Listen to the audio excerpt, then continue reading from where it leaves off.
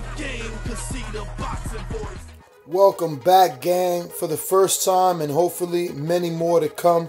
Don't forget to subscribe to the YouTube channel and click on the notifications right here, this little bell, so you can get those emails every time we go live. Peace. Well, speaking of no better, we're going to need your expert analysis on who is currently the best 147-pounder. Keith Thurman made a line infamous or famous with you. You better not duck me, son. Now it seems like, for the fans and the media, that Keith is the one doing the ducking, that Errol is the one doing the hunting. Who is the best 147-pounder out there, in your opinion? I don't know. I like to see the fight. I think the top two are definitely Keith and Errol, you know. But we'll see how it plays out. You know, I think we're gonna see the fight, whether it's this year or next year. I think you're gonna see that fight. You know, barring some catastrophic upset, you know, you're gonna see that fight. So I think, you know, we'll find out. We'll find out when it finally happens. And in the meantime, we can get to have some fun as they build it up, because I think every time you see them beat somebody else, as you saw Errol over the weekend, it makes you yearn for that fight with Keith, you know. And now if Keith wins in May, it looks good. Now it makes you yearn to see Errol again, you know, and until you get them in the ring with each other. That's the whole point of building up a fight. Right now it's marinating, it's promoting, but I think in 2019, if I had my crystal ball and I'm trying to think of when it happens, I would be surprised if it happens at the end of this year. I think it happens next year. End of next year. Maybe end of next year, maybe middle of next year. But I think Keith's going to have a comeback fight, and I think Keith's going to have a test me fight, you know, before he has Errol, which is the test at welterweight. You know? Now, how good is Errol Spence? Because as a boxing critic, you have to question some of these fighters that he's been in with.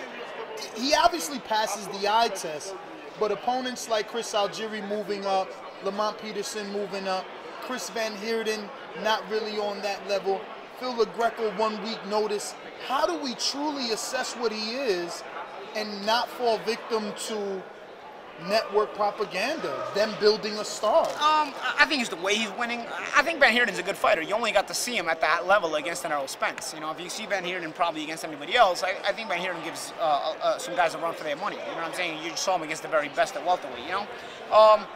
He does what he has to do, you know. He beat Chris, who's an ex-world champion. Sure, he's a former super lightweight. He beat Lamont, who's an ex-world champion. Sure, he's a former super lightweight. He stopped him. He dominated in the fights. He's doing what he's supposed to do in those fights, you know.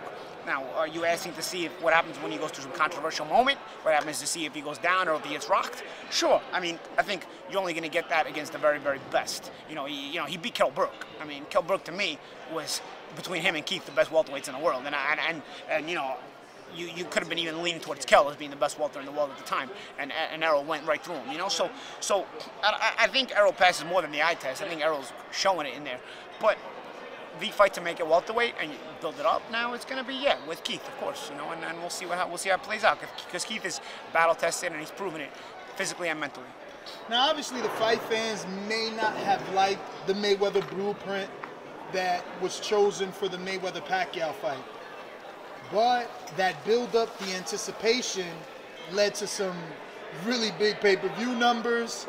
And, you know, obviously they sold a lot in the event overall, concessions and things like that. I'm already guilty of saying that Errol and Keith need to marinate. Am I wrong in that? Should this fight be bigger? No, I think it's going to be in 2019. I think you have to make it for 2019, you know. But I don't think Pacquiao and Mayweather marinated for 5 years on purpose. I mean, if the guy would have accepted a steroid test, it would have happened a lot sooner. You know, it was as simple as accepting a random drug testing steroid test. It was that simple. So I think they intended for it to marinate. I don't think they intended for it to marinate that long, though. You know, I don't think this is going to marinate that long. I think hopefully next year you get Keith and you get Errol. And I think by this next year, earlier, end of next year, I think 2019 will be the year we get Keith and Errol. Because you want to see them in their prime. Last question. Obviously, this was on paper. Danny Garcia, Keith Thurman, allegedly on paper, both got paid $2 million. If they marinate Keith and Thurman, can they get any? Yes, Keith and Spence. Can they get anywhere near one of Mayweather paydays? Because there's such a different, levels, like Espinosa said, and $2 million seems very far from the guaranteed $32 million. I think you're far off from ever seeing another Floyd Mayweather again. Floyd Mayweather was being built from the very, very beginning. You know, he had his moment where he was a top ranker and he was built a certain way, and then he had a moment where he left top rank and he kept being built in a different way, but he was being built the whole time. I think these guys have had little layoffs. There's been lulls in promoting them. Even between fights, they haven't been promoted in that way, unfortunately. So sometimes I don't know if you're going to be able to build up that kind of monstrosity of money. I don't know that you may never see something like Mayweather, or at least in our lifetime, you know, where you're just generating that kind of money and then you're keeping all of it, you know. But having said that, I think you know, $15–20 million potential, possibly. You know, if you let him marinate the right way. You need to let him marinate the right way, but promote it in between. You can't just promote it when each one of them fights. You got to promote it in between as well. You know, in between the fights. You know, because if you're marinating it and then promoting it every few months when one of them fights, you're not going to even reach that much. You know, like, so this thing has to be promoted every day. People have to talk about it consistently, and then when they do fight each separate fights, they have to look dominant, just like Errol looked dominant over the weekend. And then you got the potential to reach that level. You know. So just to be clear, promoted properly, Thurman and Spence, in your opinion, can reach the 15–20 million mark.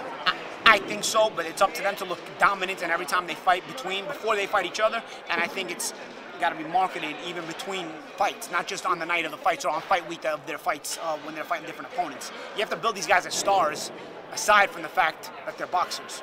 Individual fight purse or collective? Individual. Wow, really? That's Joshua money. That's a pay-per-view, bro. Wow. That's a welterweight mega fight, you know. But I don't know. You know, I think it has a market. I think you have to set the tone that these are both stars when they fight each other. Now you're saying in between fights. What do they do in between fights? How do you promote a fighter? I don't know, man. Like Errol, I don't know. You gotta get creative with keeping these guys in the spotlight, bro. I mean, Errol didn't fight since May, and we didn't hear nothing about him for 5–6 months. You know what I mean? Ratings are only 695. Yeah, you know what I mean. So that's lower than Braun because you know you gotta make this guy be known so that when he fights, people are looking forward to it. You know. I mean, granted, the lower rating also had to do with the fact that the UFC was on Saturday night and the Bellator Grand Prix was on Saturday night, but you know, you got to make people want to tune in when these guys fight. So that comes to marketing, you know, and I'm not the marketing guy, you know what I mean? But there's people that do that, you know. So. But you are, right? Didn't you and Broner do 1.2? That was a zoo.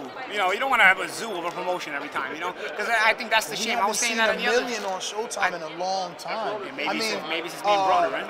Deontay, yeah, maybe since you and Broner. Deontay came close with Bermain at close to 900 and something. But here's the thing, man. Here's the thing. You also need to be creative in the way you market. It can't just be that the only way people watch fights is if people are just being total jerk-offs. Like me and Adrian will be jerk-offs. You know what I mean? Like, is that the only is that going to be what the mark of boxing is or combat sports, where you know you have to run a zoo of a promotion, and if you don't have a zoo of a promotion, that's it. I mean, Leonard and Hearns, they got a lot of views. I mean, granted, it's 1981, but you know, there was a mega fight, and yeah, they were confident. They got up there, they said they were going to win. Maybe they said they were going to knock the other guy out, but it didn't get out of hand. You know what you do need to get away with? I'll tell you what you need to get away from. Because people will watch fights, whether it's real or not, as long as you market it right. And WWE is proof of that. The fights ain't even real. They're just scripted, but people watch and tune in and they sell out. I was at Raw 25 in Barclays the other night. It was sold out, more than any other boxing match I've seen. Okay, what you need to stop is the thanking of your opponent for giving you the fight. Okay, give no friendly gestures. Respect, but not friendly. Different, okay? Don't get up there and, I don't know, have I ever thanked an opponent? I don't even know if I ever thanked an opponent for fighting me. Like, who the fuck thanks the opponent for fighting me? You know what I mean? Let's cut the shit already. You know what I mean? It's a business proposition, you know? It's a business transaction. Get up there, promote yourself. Promote the fight, promote yourself. You know, be up there. Not saying you always gotta be disrespectful, although, you know, coming from me, that would be hypocritical to say don't do it. But what I'm saying is, be yourself, an extravagant version of it. Be promotable, man. Be marketable, you know. But of course, you need help, bro. You do need help because, as in your face as I was, you know, if you don't have a promoter that's pushing you and getting you dates or keeping you in the spotlight in between fights, if a tree falls in the forest and nobody's there to hear it, does it make a noise? You know what I mean? So you need to be marketing correctly. Otherwise, you sound like Floyd. Floyd said that these fighters of today, the Terrence Crawford, the Keith Thurmans, and the Errol Spence, don't have a mouthpiece for them. Yeah. Do these fighters necessarily need someone to speak for them? First of all, you need a platform, and then from the platform you need to do it. Like Conor McGregor's not the best trash talker. He's creative, he's witty, I'll give him that. Not the best trash talker, but the UFC gave him a platform. I don't know if you were around when I was early in my boxing career, bro. You know what I mean? I was one of the better trash talkers, and I was so disrespectful. Dude, I remember but I was very, very flashy. I was very, very flashy. There was no platform though, bro. There was zero platform. Plus, I kept hurting my hands. There was zero platform. But yeah, when I fought Love More to Do, I had the highest rated boxing after dark for 5 years. Okay, for 5 years. Okay, just on the fact that I pushed myself. So if you get a platform, you got to know what to do with it. You know what I'm saying? It starts with the platform. These guys do get a platform to a degree. They got to create their own platforms a lot of ways, and then you got to know what to do with it. It's tricky, bro, because there's no right answer. Yet when you have it does not have a certain definition. It is something some people have and some people don't. You just walk in the room and you have it. You know, you're polarizing it, and I don't know what it is. I don't know if it's disrespectful or being charming or something. It does not have a definition. It's just somebody walks in the room and everybody for some reason can't get their eyes off them, bro. You know what I'm saying? And I'm gonna sound fucking self-centered. I had it, but I just didn't have the marketing. I had to fight everybody and their mothers at the hardest times, or whatever it was. You need fighters that have it. I think these guys have it potential, and they can also fight. It's just a matter of, you know, building it the right way.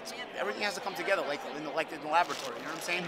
I don't even know if I'm expressing myself correctly. Some people might misunderstand this interview, but what I'm saying is, in the end, hopefully all this comes together for these guys to get paid right and make this fight at the right time. Paulie, man, thank you so much. Always a pleasure talking to you and getting that knowledge, man. Welcome back, gang, for the first time and hopefully many more to come. Don't forget to subscribe to the YouTube channel and click on the notifications right here, this little bell, so you can get those emails every time we go live. Peace. The game, 'cause see the boxing voice.